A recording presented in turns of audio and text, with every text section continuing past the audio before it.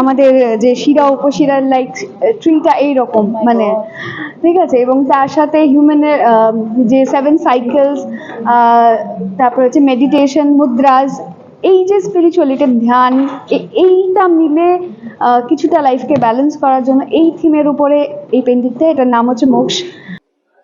নমস্কার, আমি বৈশাখী গুপ্ত। আমি সোদপুর কলকাতা থেকে এসেছি। আমার সাথে আমি এই দুটো কাজ নিয়ে এসেছি। আমার প্রথম যে এই কাজটি, এটির নাম হচ্ছে মোক্ষ, এবং দ্বিতীয় এই যে কাজটা, সেই কাজটার নাম হচ্ছে ভোর। তো এই মোক্ষ বলে যে কাজটা, দুটো কাজই একটু স্পিরিচুয়াল অ্যাসপেক্টে করা। এই যে ট্রি এর মতো ব্যাপারটা রয়েছে, এটা দিয়ে আমি জীবনটাকে দেখাতে চেয়েছি। আর এই যে মুদ্রাসগুলো, চাক্রাসগুলো, সেটা দিয়ে একটা স্পিরিচুয়ালিটিকে ডেসক্রাইব করার চেষ্টা করেছি। আর আমার কাজের একটা ধরন আছে, যেটা হচ্ছে যে একটা বড় অবজেক্টকে ঘিরে তার ছোট ছোট কিছু স্টোরি থাকে। তো আমার এই দুটো পেন্টিং এর থ্রু আমি কিন্তু আমার সেই স্টাইলিংটাকেই রাখতে চেয়েছি। এখানে যেরকম একটা অবজেক্ট আছে, একটা গাছ, এবং তার সাথে লাইফের যে ছোট ছোট জিনিসগুলো, যেমন চক্রাস, মুদ্রাস, যেগুলো আমাদের মেডিটেশন মানে এই ব্যাপারটাকে, স্পিরিচুয়ালিটিটাকে গ্রো করে, সেই স্টোরি লাইনটাকে দেখিয়েছি। এবং এই যে এই পেন্টিংটার নাম হচ্ছে ভোর, মানে সকাল।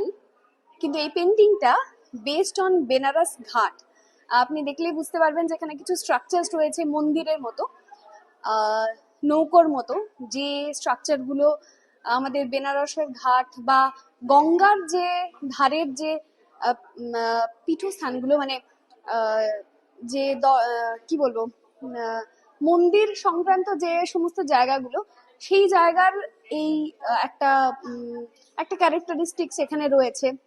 এবং তার সাথে সাথে এখানেও কিন্তু আমার যে যে স্টাইলিংটা আমি ফলো করি, যে একটা মিনিয়েচার স্কেচ দিয়ে এর গল্পটাকে দেখানোর যে চেষ্টা করি, এই ছোট ছোট স্কেচেস গুলো দিয়ে, এখানে এই বড় অবজেক্ট গুলোর মধ্যে মধ্যে একটা আমার গল্পটাকে দেখানোর চেষ্টা করেছি।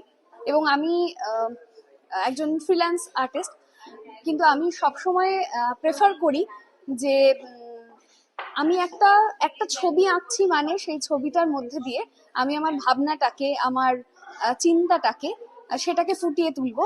এবং আমার কাজের মাধ্যমটা কিন্তু আমি বেছে নিয়েছি কিছুটা মিক্সড মিডিয়াতে, এবং হচ্ছে অ্যাবস্ট্রাক্টের উপরে, মানে যেখানে গল্পটা কিছুটা আর্টিস্ট নিজে মানে ব্যক্ত করে দেয়, বাকিটা কিন্তু কিছুটা দর্শকদের উপরেও থাকে, যেখানে হচ্ছে তারা কিছুটা গল্প খুঁজে নেয়।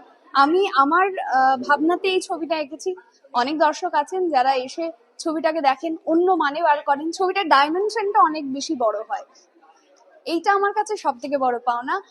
আর আজকে ক্রিয়েটিভ আর্ট অ্যাফেয়ারের সাথে এক্সিবিশন করতে পেরে ভীষণ ভালো লাগছে। আমি ধন্যবাদ জানাবো প্রত্যেকটি অর্গানাইজারকে, এবং এরকম একটা প্ল্যাটফর্ম আমাদের মতো আর্টিস্টদেরকে দেওয়ার জন্য অনেক অনেক ধন্যবাদ। আর বাকি সমস্ত আর্টিস্ট যারা আমার কো আর্টিস্ট আজকে যারা এখানে এক্সিবিট করছেন তাদেরকে প্রত্যেককে আমি আন্তরিক শুভেচ্ছা আর শুভকামনা জানাবো। নমস্কার।